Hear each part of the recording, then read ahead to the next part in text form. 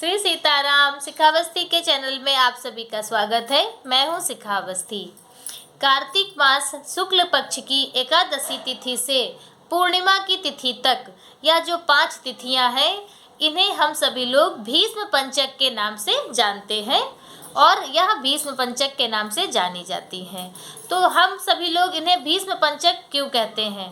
कहते हैं कि जब पितामह महात्मा भीष्म जो है वह जब बाढ़ सैया पर लेटे हुए थे और उन्हें प्यास लगी, तब उन्होंने अर्जुन से जल की याचना की। तो अर्जुन ने अपने बाढ़ के वेग से गंगा जल प्रस्तुत किया, जिससे भीष्म पितामह का तन मन और उनकी आत्मा सब संतुष्ट हुए, तृप्त हुए, जिससे भगवान कृष्ण बहुत ही ज़्यादा प्रसन्न हुए थे।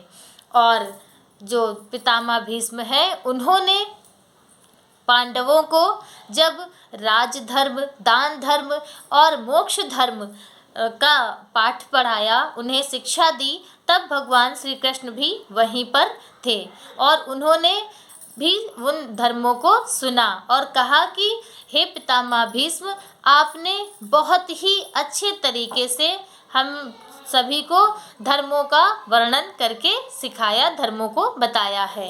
तो आज से एकादशी तिथि को आपने जल की याचना की, इसलिए कार्तिक मास के शुक्ल पक्ष की एकादशी तिथि से पूर्णिमा की तिथि तक जो कोई भी आपके नाम से अर्घ्य दान करेगा, जल दान करेगा, उससे उसकी सभी कामनाएं पूर्ण होंगी, उसके सभी मनोरथ पूर्ण होंगे, सभी उसके पापों का शमन हो जाएगा, उसके सारे पाप नष्ट हो जाएंगे।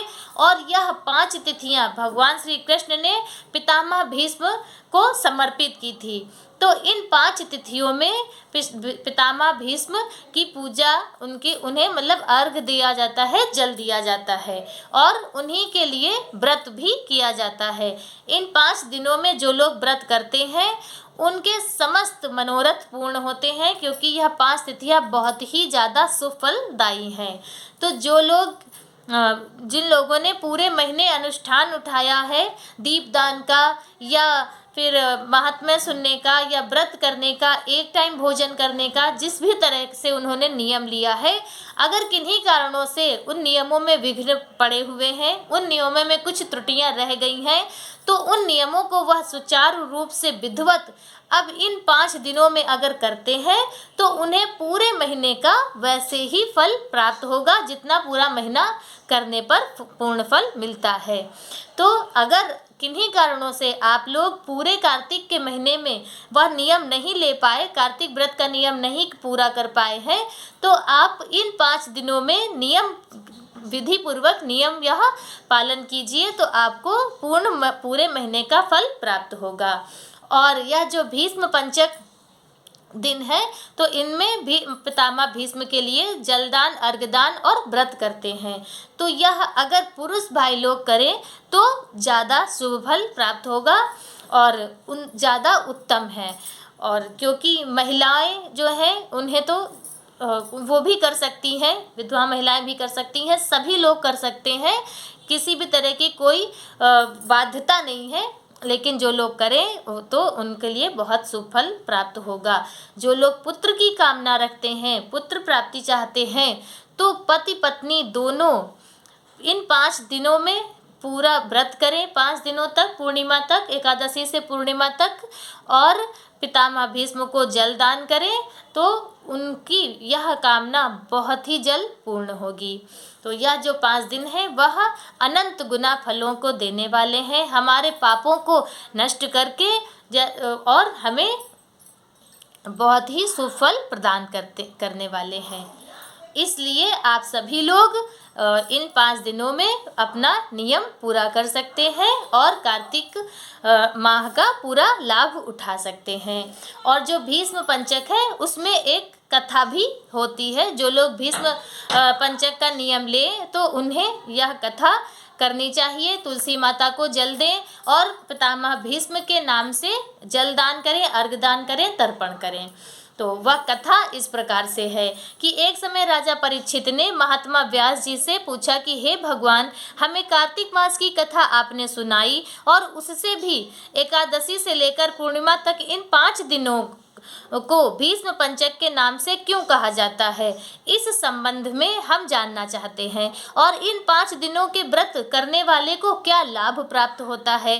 तो महात्मा व्यास जी ने कहा कि हे परीक्षित सुनो, कुछ समय पहले काशीपुरी में बहुत ही निर्धन सोमेश्वर नाम का ब्राह्मण रहता था। उसका शरीर बहुत ही कमजोर था, परंतु वह भगवान विष्णु का भक्त था। कार्तिक मास में वह रोज गंगा स्नान करता था, भगवान विष्णु का पूजन करता था। पर एक दिन वह शरीर से पीड़ित होते हुए भी गंगा स्नान करने गया, पर उससे घाटों की सीढ़ियां उतरी नहीं जाती थीं।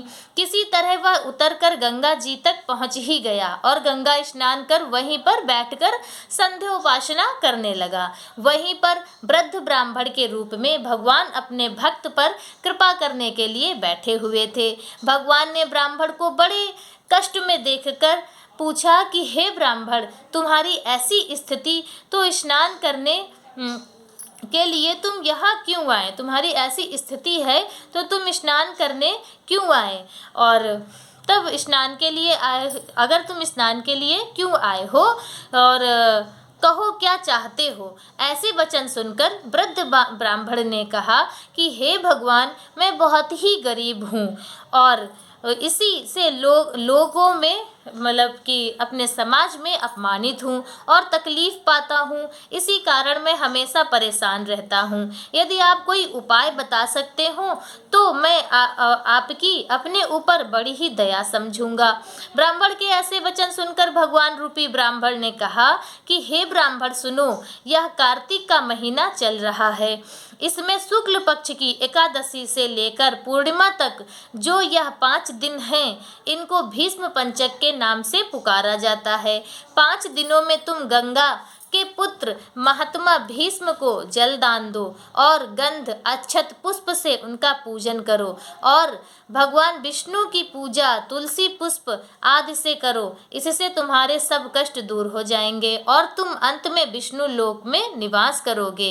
हे ब्राह्मण, महाभारत की लड़ाई में जब महात्मा भीष्म सरसैया पर सोए हुए थे, उस वक्त अपने प्रिय अर्जुन को उन्होंने सब प्रकार का राजधर्म व्यवहार और ज्ञान धर्म व्यवहार, दान धर्म व्यवहार आदि का ज्ञान दिया। उस समय अर्जुन के सखा कृष्ण भी वहीं पर थे।